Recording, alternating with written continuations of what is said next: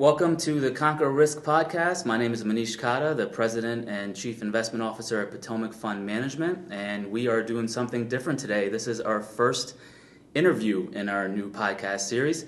Welcome today, Alex Chalekian with Lake Avenue Financial.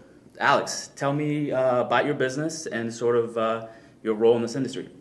Sure. My firm, Lake Avenue Financial, is an RIA based out of Pasadena, California. We had a big announcement yesterday, so I'd love to share that also with your audience. We are going to be joining Integrated Partners, which is an RIA much larger than us, actually 40 times larger than us. So we're going to be part of that RIA group, which will help us a lot in scale, getting rid of some of the complexities, regulatory stuff, as well as I will be taking on the role of head of practice acquisitions, which is something I really enjoy doing, being able to work with other advisors, help them find a succession plan, help them buy another practice if that's what they're looking to do, help them with innovation in the industry. So all of this kind of ties in, and it's been a great alliance. So head of acquisitions, why you? Why do you feel that you can offer anything when it comes to acquisitions? Well, that's a great question. One of the things that I've had is the experience of doing a lot of other acquisitions. I've done 7 to date. The first one I started was in 2008, and we did a couple more in 2009, and so on and so forth. And I've learned a lot. You know, I've made all the mistakes that you could possibly make with those 7 acquisitions. Not all of them turned out to be the best. I probably wish out of the 7, 3 of them I didn't do. But I wanted to make sure I learned from those mistakes and I share that. And one of the things, platforms I share that on is Advisors Unite. And when they saw that this would be a great fit where they could bring someone like myself into the mix of the team and be able to offer that to their 140 plus advisors. Let's dig deep on that, because I talk to advisors all the time, right. And one of the things that always comes up is acquisitions. Right. Because let's say you're not growing from a marketing perspective, you have infrastructure, you think that, hey, I can go out there, get a practice, fold it in, and they make it seem a lot easier than it is. Right. So when you say that you had 3 that you wish you didn't do, what were the common factors when you look back that really screwed the pooch on those deals? Well, it was a number of different things. One of them was the fact that the advisor that was selling was not ready to let go. Even though they thought they were ready to let go. They're never ready to let go. They're never ready. It's their baby, you know, Yeah. and I get it. At the end of the day, this is something you've been doing 20, 30, sometimes even 40 years. And a lot of them that were a one-person show where they handled a lot of those responsibilities, it was very hard for them to let go. But I should have picked up on that, especially with that specific practice. The fact that this advisor had never had another assistant, never been able to work with another colleague and something, I just realized afterwards, I'm like, there was a reason that was the case. And I didn't pick up on it. So now I look at it from that standpoint. And they had a hard time letting go, even though they looked at us as their succession plan. They started to be very critical of the things we did, even though we had talked about it from the get-go. This is the process we're going to take. This is how we're going to communicate with your clients, so on and so forth. So, easy example. As we're doing the transition, one of the things is we got to talk to the clients, get some paperwork done, and so on and so forth. And sometimes clients are going to lag. It's human. You know, they don't get the paperwork back to us, or they don't sign it online, or whatever it is. We'll follow up with them. And my team was following up, and then all of a sudden, I get this very nasty email from the advisor saying, "Why did you contact my clients without my permission?" And it was like, hold on. Number 1, this is our clients. We're working together. Number 2, we're trying to take this off of your plate. But if you'd like to, more than happy to let you go ahead and contact them and let them know. And then their response was, well, that's not why I brought you guys on board. You're supposed to do this. Because we gave them a whole list of all the clients to contact and all the things they do, and they didn't want to handle that responsibility. Yeah. So it's like, it was a catch-22. It's like, you want us to do it, you don't want us to do it. So we had a lot of those types of moments. And I realized, I'm like, okay, we got to be cognizant of this going forward. So the right fit from the start, like have more questions ahead on that fit process. But even then, Manish, we asked the right questions, but you know, when you're coming up to a deal, people have good faith, and then once the ink is dry, it's like things can change. So you have to be cognizant of that. For sure. I was at a conference, and they were talking about acquisitions. Actually, you might have been on stage during that, and one of the things they mentioned was, it's not about the multiple. We're so focused on the multiple, right? Because you want it, just like when you sell a house, you're so focused on the sales price. But in this business, it's about the terms. It's about, the handover of clients, how that works. What terms have particularly come up in your deals that have been sticking points, or things that you can let people know to look out for when it comes to the term side of things? So that is also a great point, and I probably was the one talking about this. We had one acquisition where we had an advisor that was looking to exit the business. This was 2009, meltdown as that happened, and he was just done. He was like, I was going to retire anyways. I don't want to have to build this back up. He basically told me, you got a couple of months for a transition. After that, lose my number. Wow. So on that, we had a different term structure, and what we paid for it was much lower as far as a multiple was concerned, because he wasn't there to help transition. And then on the flip side, we had another advisor that we signed a 1-year agreement with as a consultant that would stay on board with the transition. And he went even over and above that. He stayed on for 2 years and didn't ask for any compensation. He's like, I just want to make sure the clients are taken care of. And those are the types of advisors we want to work with. The ones that truly care about the clients and want to make sure they're taken care of and will go above and beyond, and are not looking to who's going to give me the highest price. Exactly. And so one thing that comes up with that is, how do you pay for these things? Right. And I have some knowledge considering my deal. I had purchased majority share 2 years ago. Okay. And prior to that, I did 10% at 2 different increments, and that was all cash after tax, out of pocket. Which, when you look back at it, it takes a lot to make up for that. So when we were talking about the 80% purchase, the majority purchase, you start doing the math, and you have to come up with ways to do it. Cash flow, exactly. And then so we were introduced to sort of the SBA loan process, which they are actually quite eager in this space, because it's predictable cash flows, as long as you don't completely shit the bed and lose all your assets in the first couple of years. It makes sense. Which can happen. But it makes sense for them from an SBA loan perspective. They can see everything, right? There's nothing tricky. And so that's what I pursued. And it allows you to spread it out over 10 years. Good deal terms, rates are low.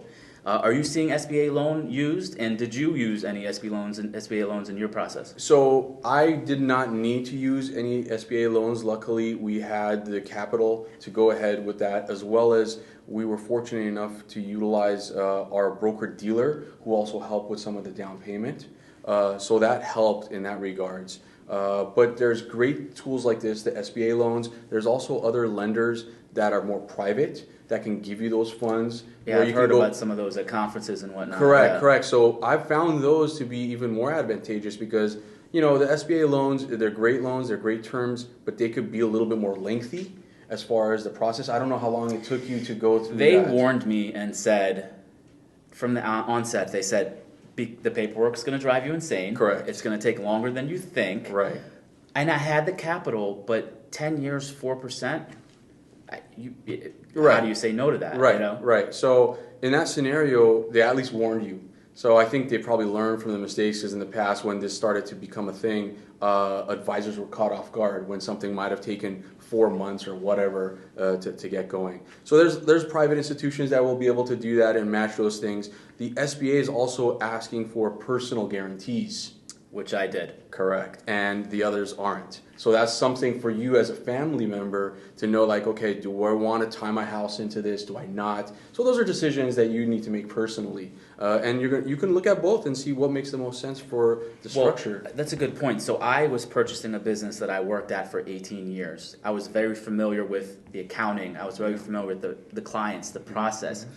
Would I have done a personal guarantee buying another person's practice? That's where it gets into, the match, right? And that's a big deal to take on, to guarantee personally something that you may not know what skeletons are in the closet, right? Correct. Especially when it comes to accounting. Right. The things that you can do from that perspective, you may not know until you get the practice and start digging through things. Well, that was one of the other mistakes that I discovered, is we have to be a little bit harsher on our due diligence. Even though we do the due diligence, there's still going to be things that you're going to uncover, right? So this advisor might have not disclosed to you that they sold these products that the client is locked up in and can never get out of, or something that they bought at $50,000 and it went defunct and now it's worth $3,000 and they have this huge loss, and you don't pick it up until you actually look at a statement and say, wow, what happened here? They never told me about this. But now that problem that other advisor had gets transferred to you.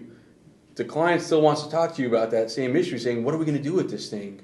I mean, should we sell it? And when you sign those documents, you absolve them of that. That's part of the process for the most part. Correct. Right? Yeah, you do. But at the end of the day, you still have to have a conversation, right? So, so let me interrupt you. Do you have a checklist? Yes, I do have a checklist. Is that something that you can share through Advisors Of course. Unite? Yeah, that's the whole purpose of Advisors Unite. I talk to advisors so much because I've done a lot of speaking on this space. I get asked to talk about it because of all the different acquisitions we've done and learn about all the pitfalls, and they want me to share that. So I figured instead of having to do this on a one-on-one basis, why not use this as a platform where I can share this across the board with a bunch of different advisors and talk to them about succession planning, acquisitions, and innovation in the industry. So that's would be a great place to find a lot of this information. And it's so custom. Like, everyone's looking for that answer. Like, how do I buy? How do I get a succession plan in place? Right. It just depends. Like, do you have the person underneath to come on? Agreed. What's the capital structure? What firms are you going after? And so starting with a checklist is obviously a great idea, but then it just takes someone like yourself in that position to bounce ideas off of to really, follow the rabbit down the hole. And that was one of the big reasons why integrated partners wanted to bring me on, and not just say, let's figure out some sort of robo version of this where we could just have it automated. It's tough because you can't automate it. There's feelings involved. There's human nature. There's people. They want to know. I might have a conversation with you. Let's say you're an advisor that's looking to sell, and you can say, yeah, I'm looking to sell in a couple of years, and this is what I want. And then maybe you have these crazy expectations.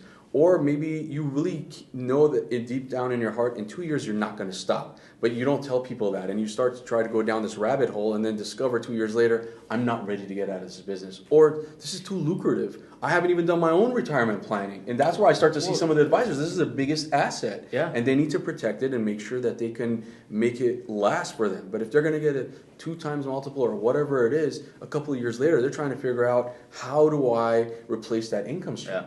Because in a lot of cases, you're better off not selling and just ignoring it. Well, in the 10-year bull market that we've seen, that's what they've done. Yeah. They've had no reason to do this. Most of the advisors that I've talked to, 10 years ago said, in 5 years, I'm going to retire. And you talk to them 5 years later, it's like, in 5 years, I'm going to retire. And I've talked to them 10 years later, and they're like, in 5 years. This is rolling 5-year period because things have been going up. Yeah. And when they look at it, most of them have had their relationships where their meetings, quote unquote, are a day at the golf course with one of their good clients, or a nice luncheon with another client, and so forth. So they're comfortable. And it's an easy conversation to have when their accounts are going up. But once that turns around, you're going to see a lot of these people that are going to say, you know what, I was going to stop 5 years ago. It's time for me to get out. It's emotional, right? Very. It's emotional. Even when the deals that I have done, everything's great leading up to it. You get, you're shaking hands, you're signing papers, and then afterwards, there's always something, right? There's always something emotional where, like, you have regrets, and if you did it, and there's where the checklist comes in, the experience of yourself,